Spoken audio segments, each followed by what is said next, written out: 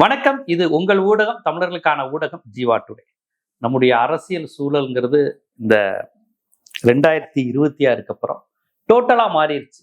கட்சி, கூட்டணி ஆட்சி, அதிகாரத்தில் பங்கு, சாமானியர்களுக்குமான ஆட்சி, இந்த மாதிரி விஷயங்கள்லாம் நிறைய பேசப்படும்.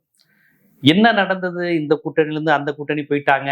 யார் விஜயை திட்டினாங்களோ அவங்களாம் விஜயை இன்னைக்கு மீட்பரா பேச ஆரம்பிச்சிட்டாங்க. மாறி மாறி போகக்கூடிய சூழல். ஸ்டாலின் தான் எல்லாம் அப்படின்னு சொன்னவங்க எல்லாருமே ஸ்டாலின் அழிச்சிருவோம், திமுக அழிஞ்சிரும் அப்படின்னு சவால் விட்டுலாம் பேசுவதை எல்லாத்தையும் நம்ம பார்க்குறோம். ஸோ அரசியல் சூழல் ஒரு 2 மாதத்துல இப்படி மாறி இருப்பது நமக்கு ஆச்சரியமா இருக்கு. இப்ப நான் ஒரு சம்பவம், இப்ப எல்லாரும் கேள்விப்பட்டிருப்பீங்க. மரியாதைக்குரிய ஐயா நாஞ்சில் சம்பத் அவர்கள் ஒரு மேடையில பேசியிருக்கிறாங்க. அவர் என்ன பேசியிருக்காருன்னா, அவர் இப்ப சார்ந்திருக்க கட்சி தமிழக வெற்றி கழகம், அதனுடைய தலைவர் விஜய். அதனால அவங்க தலைவரை அவர் ப்ரொமோட் பண்ணி பேசுறாரு. அதுல எந்த தப்பும் கிடையாது. ஜெயலலிதாட்ட இருக்கும்போது ஜெயலலிதாவை ப்ரொமோட் பண்ணாரு, கலைஞர்கிட்ட இருக்கும்போது கலைஞரையும் வானலாவை புகழ்ந்தாரு. அவர் எல்லாரையும் புகழ்ந்து, அவர் எந்த கட்சியில் அப்போது இருக்கிறாரோ அவர்களை புகழ்ந்து பேசுவார். இது ஒன்றும் தப்பு இல்லைன்னு நினைக்கிறேன். ஏன்னா எந்த கட்சிக்கு தலைமையை ஏற்றுக்கொண்டாங்களோ அந்த தலைமையை புகழ்ந்து பேசுவது ஒன்றும் தவறு கிடையாது. அந்த விதத்துல இப்போ அவருக்கு தலைவர் விஜய். ஆகவே விஜயை புகழ்ந்து பேசுறார். விஜயை புகழ்ந்து பேசுவது அப்படிங்கிறது யாருமே மாற்றுக்கிறது கிடையாது, அந்தந்த கட்சி. ஆனா இங்க கவனிக்க வேண்டிய விஷயம் என்னன்னா, அவர் சில விஷயங்களை சொல்றாரு. இந்த 2 திராவிட கட்சிக்கு மாற்றுன்னு மூப்பனார் முயற்சித்தார், கபிஸ்தலம் மூப்பனார் முயற்சித்தார், அவரது கட்சி தமாக இன்று பாஜகவின் அங்கமாகிவிட்டது அப்படின்னாரு. உண்மைதான். 2 திராவிட கட்சிக்கு மாற்று என்று சொல்லி உருவான மூப்பனார் முதலமைச்சர் வேட்பாளராக 89 என்னது, ராஜீவ்காந்தி 17 முறை தமிழ்நாட்டுக்கு படையெடுத்தது எதுவும் எடுபடல. ஆனா இருந்தாலும் ஒரு 21 சீட்டு வருமா ஜெயிச்சாங்கன்னு நினைக்கிறேன். 20% ஓட்டதை வாங்கினாங்க. ஆனா எடுபடல. அதுக்கப்புறம் அவங்க 2 பேரும் திமுக மாறி மாறி கூட்டணி வச்சு காங்கிரஸ் அப்படியே அந்த லெவலே மெயின்டைன் ஆயிடுச்சு. அப்புறம் விஜயகாந்த் கட்சி ஆரம்பிச்சாரு. அவராலையும் 2 திராவிட கட்சிக்கு மாற்றா வர முடியல. இப்ப அவங்க திமுகவோட கூட்டணியில இருக்கிறாங்க அப்படின்னு நாஞ்சில் சம்பத் சொல்றாரு. ஏன்னா திமுக இப்ப அவங்களுக்கு எதிர்கட்சிங்கனால திமுகவோட போய் கூட்டணி இருக்கிறீங்களே அப்படிங்கிறத பிரேமலதா மீதான விமர்சனமாக நாஞ்சில் சம்பத் சொல்றாரு. அடுத்து கமலஹாசன், டிவியை உடைச்சு நான் ஸ்டாலின் இது பண்ணுவேன், சட்டை கிழிச்சிட்டு வராரு ஸ்டாலின், திமுக ஒழிப்பேன் அப்படின்னு சொல்லி ஆரம்பிச்சாரு. கடைசியில் திமுக ஒரு ராஜ்யசபா வாங்கிட்டு இப்ப அறிவாலயத்துல டார்ச் லைட்டை தேட வேண்டியது இருக்கு அப்படின்னு நாஞ்சில் சம்பத் கிண்டல் பண்ணி சொல்றாரு. அதாவது இதை நம்ம எப்படி புரிஞ்சுக்கணும்னா, 2 திராவிட கட்சிக்கு மாற்றுன்னு சொல்லி வந்தவங்க யாருமே பெருசா ஜொலிக்கல. திமுகட்டே போய் ஐக்கியமாயிடுறாங்க. திமுகலே ஐக்கியமாயி இல்லாட்டி அதிமுக அப்படிதான் போறாங்களே ஒழிய, இந்த ஆல்டர்னேட்டிவ் 2 திராவிட கட்சிக்கு நான் தான் அப்படின்னு பேசின யாராலையும் ஒன்றும் பண்ண முடியல அப்படிங்கிறது தான் நாஞ்சில் சம்பத்தினுடைய சாரம். அந்த வகையில் நாஞ்சில் சம்பத் என்ன சொல்றாருன்னா, நீங்க யாருமே வர முடியல, ஆனா விஜய் பாருங்க வந்தாரு, 2 வருஷத்துல கட்சி ஆரம்பிச்சு ஆட்சிக்கு முதலமைச்சர் ஆயிட்டாரு, 2 திராவிட கட்சிக்கு தோக்கடிச்சுட்டு அவர் முதலமைச்சர் ஆயிட்டாருங்கிற அந்த சென்ஸ்ல சொல்ல வர்றாரு. இப்படி சொல்லக்கூடிய உரிமை உண்டு. ஆனா என்னன்னா, போற போக்குல ஒரு வார்த்தையை சொல்லிட்டாரு. என்ன தெரியுமா? வைகோ அவரும் 94 இந்த 2 திராவிட கட்சிக்கு மாற்றாகத்தான் அண்ணன் வைகோ அவர்கள் கட்சி ஆரம்பித்தார்கள். அதெல்லாம் மரியாதையா தான் சொன்னார். வைகோவை அண்ணன் வைகோ அவர்கள் தான் ரொம்ப மரியாதை சொன்னார். அண்ணன் வைகோ அவர்கள், அதை வைகோ மாதிரியே பேசக்கூடிய ஒரு நாஞ்சில் சம்பத் அதே மாதிரி ஸ்டைல்ல அண்ணன் வைகோ அவர்கள் 94 ஆரம்பித்த போது இதே போன்று மாற்றம் ஆரம்பித்தார். ஆனா கடைசியில என்ன ஆச்சு அப்படின்ட்டு அவர் ஒரு வார்த்தை சொன்னார். என்ன சொன்னாரு? எங்கள் தலைவர் விஜய் காலடியில் விழுந்து விட்டார். நடிகர் எங்கள் தலைவர், எங்கள் முதலமைச்சர் விஜய் காலடியில் வைகோ விழுந்து விட்டார் அப்படிங்கிறார். எனக்கு இதுல என்ன புரியலன்னா, கமலஹாசன் திமுக கூட்டணியில இருக்கிறாரு, அதனால அவரை நீங்க ஏளனம் பண்ணீங்க, நக்கல் பண்ணீங்க. பிரேமலதா அவர்கள் திமுக கூட்டணியில இருக்காங்க, அதனால அவரை நீங்க கிண்டல் பண்ற துணியில நீங்க அவ்வளவுதானா, திமுகவுடைய போயிட்டீங்களான்னு கிண்டல் பண்ணீங்க. ஓகே. வேற யாரு? மூப்பனாரு தமாக வாசன் பிஜேபியில ஒரு அங்கமா மாறிட்டாருன்னு கிண்டல் பண்ணீங்க. ஓகே. வைகோ உங்க கூட்டணிக்காக அரணா நிக்கிறாரு. விசுவாசம் படத்துல அஜித் சொல்ற மாதிரி, என்னை தாண்டி என் குடும்பத்தை தொடுடா அப்படிங்கிற மாதிரி, என்னை தாண்டி முதலமைச்சர் விஜய பேசுங்கடா பாப்போம் அப்படிங்கிற மாதிரி, விசுவாசம் படத்துல வர அஜித் மாதிரி விஜய்க்கு ஒரு கவசமா, என் மேல கல்ல எறிஞ்சிட்டு தான் தலைவா உன்கிட்ட வர முடியும், என்னை முடிச்சுட்டு தான் தலைவனை வர முடியும், என் மேல ஏறிதான் தலைவா உன்னை வர முடியும், நான் விடமாட்டேன் தலைவா, உனக்காக நான் நிற்பேன் தலைவா அப்படின்னு, நான் ஒரு அரணாக இருப்பேன், விஜய் ஆட்சிக்கு கேடயமாக இருப்பேன் அப்படின்னு வைகோ சொல்றாரு.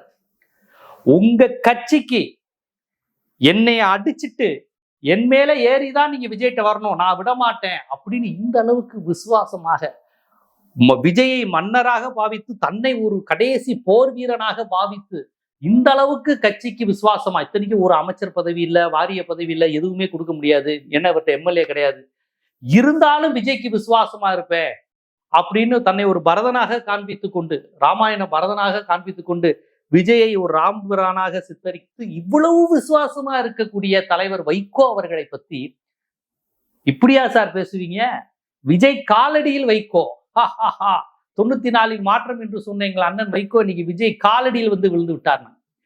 நீங்கள் தமிழ் மாநில காங்கிரஸ் மூப்பனாரா கூட இவ்வளவு இழிவா பேசல, வாசனை கூட இவ்வளவு கிண்டல் பண்ணல, இவரு அன்புமணி ராமதாஸ் அப்படி சொல்லல, உங்க கூட்டணியில் இல்லாத கமலஹாசன் இப்படி நீங்க கிண்டல் பண்ணல, யாரையுமே நீங்க இப்படி கிண்டல் பண்ணல. ஆனா உங்க கூட்டணியில் உங்கள் முதலமைச்சருக்கு விசுவாசமாக இருப்பேன் என்று சொன்ன வைகோவை ஏன் சார் இப்படி நீங்க விமர்சனம் பண்றீங்க, கிண்டல் பண்றீங்க, கேலி பண்றீங்க, சொல்லி காமிக்கிறீங்க, அசிங்கப்படுத்துறீங்க, அம்பலப்படுத்துறீங்க? ஏன் ஐயா நாஞ்சில் சம்பத் அவர்கள் வந்து நாஞ்சில் சம்பத் அவர்கள் இப்படி வைகோவை பேசியிருக்காருல்ல, இப்ப தாவேகா கட்சியில இருந்து ஏங்க நம்ம கூட்டணியை ஆதரிக்கிறாரு, நம்ம முதலமைச்சர் விஜய்க்கு அரணா இருக்கிறாரு, அவரை போய் எங்க காலடியில விழுந்து கிடக்கிறாருங்கிறீங்க? அவர் வயது என்ன, 80 தாண்டியவர். அது விஜய்க்கு அப்பா வயதை விட கொஞ்சம் கூட இருக்கிறவர், விஜயோட அப்பாவை விட அவர் வயசு கூட இருக்கும். அவ்வளவு பெரிய ஆளு, ஒரு அரை நூற்றாண்டு பொது வாழ்க்கைக்கு சொந்தக்காரர் அவரு. அவர் வந்து விஜய்க்கு நான் அரணா இருப்பேன்னு சொல்றது விஜய்க்கு பெருமையான விஷயம். ஆனா நீங்க வந்து அதை சிறுமப்படுத்துறீங்க. காலடியில் வந்து விழுந்திருக்க பார் கடைசியில. அதாவது எதிரியின் காலடிக்கு போயிட்டேன்னு சிரிக்கலாம், இவங்க தலைவர் காலடிக்கு வந்திருக்காருன்னு சொல்றாங்க. காலடியில விழுந்துட்ட பாரு, எங்க தலைவர் காலில் வந்து நீ விழுந்திருக்க பாருன்னு நாஞ்சில் சம்பத் பேசுறாரு. இது நமக்கே என்னடா இது, என்னதான் இருந்தாலும் வைகோ ஒரு தலைவர். இப்ப தாவேக்காவை விமர்சிக்கிறவங்க இப்படி பேசினா பரவாயில்ல, என்னங்க விஜய்கிட்ட போய் இப்படி விழுந்து கிடக்குறாருன்னு. இவங்க விஜய் கட்சிக்காரங்களே வைகோவை இப்படிதான் ட்ரீட் பண்றாங்க, வா எங்க தலைவர் காலடியில் விழுந்திருக்கேன்னு. எனக்கு புரியல, இது யார் விமர்சிப்பாத? தாவேக்காரங்க விமர்சிக்க மாட்டாங்க, அது கை தட்டுறாங்க. எங்க தலைவர் விஜய் காலில் வைகோ விழுந்துட்டாரான்னு கை தட்டுறாங்க. நாஞ்சில் சம்பத் பெருமையா பேசுறாரு, வைகோ எங்கள் தலைவர் விஜய் காலடியில் கிடக்கிறார் அப்படின்னு கை தட்டுறாங்க. அது எப்படிங்க உங்களை நம்பி உங்களை ஆதரித்து உங்களுக்கு ஒரு கேடயமாக இருப்பவர்களே எப்படிங்க இப்படி கிண்டல் பண்ணி பேசுறீங்க? எனக்கு அந்த கட்சி பேட்டனே புரியல, என்ன மாதிரியான பேட்டன்னு. திருமாவளவன் கூட்டணியில இருக்கிறாரு, அன்புமணியோட விளையாடுறீங்க, அப்புறம் வைகோவை வச்சு திருமாவளவனை விமர்சிச்சு பேசுறீங்க.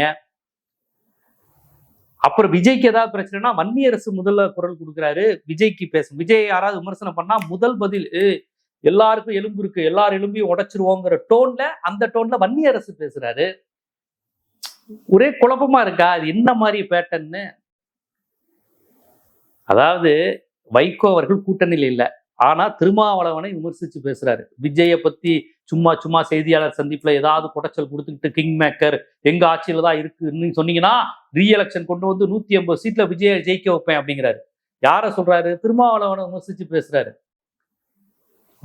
விஜய்க்கு ஏதாவது பிரச்சனைனா விஜய் கட்சிக்காரங்களை விட இவர் வேகமா திமுகவை திட்டுறதுல வன்னியரசு முதலா நிக்கிறாரு. விஜய்க்கு ஆதரவா இருக்கக்கூடிய வைகோவை திட்டுறதுக்கு விஜய் கட்சிக்காரங்களே இருக்கிறாங்க, புரியுதுங்களா? விஜய்க்கு ஆதரவா வைகோ, திருமாவளவனை விமர்சிக்க வைகோ, யாராவது விஜய விமர்சனம் பண்ணா அதுக்கு பதில் சொல்ல விடுதலை சிறுத்தைகள்ல வன்னியரசு. கடைசியில விஜயை காப்பாத்துற வைகோ விமர்சிக்கிறது யாருன்னா அதே தாவேக்கா, விஜய் கட்சிக்காரங்க. ஒரே குழப்பமா இருக்கா? விஜய் காலடியில் விழுகிறார் வைகோன்னு விஜய் கட்சிக்காரங்களே சொல்றாங்க, விஜய் கட்சிக்காரங்களை தொட்டுப்பாரு அப்படின்னு வைகோவே சொல்றாரு. திருமாவளவன் இந்த அமைச்சரா இருக்காரு, அவரை வைகோ விமர்சிக்கிறாரு.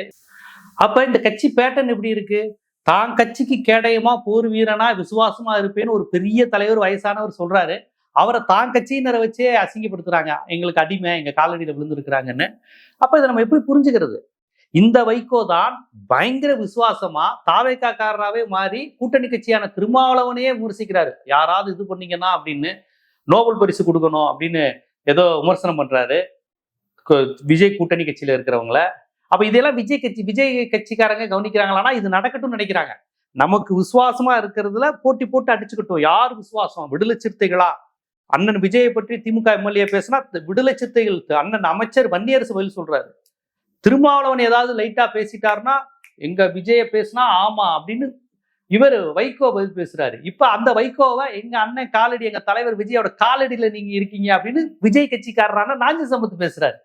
எனக்கு அந்த வடிவேல் ஜோக்கு தான் நான் வருது. வடிவேல் நடந்து வருவாப்புல, எங்க அண்ணனை அடிச்சிருவியா, எங்க அண்ணன் தொட்டு உடனே வடிவேல் பாப்பா, யாரா நீங்களாம் இவ்வளவு விசுவாசமா எனக்கு இருக்கிறீங்க அப்படிங்கிற மாதிரி சினிமால நடைபெற மாதிரியே இருக்கு.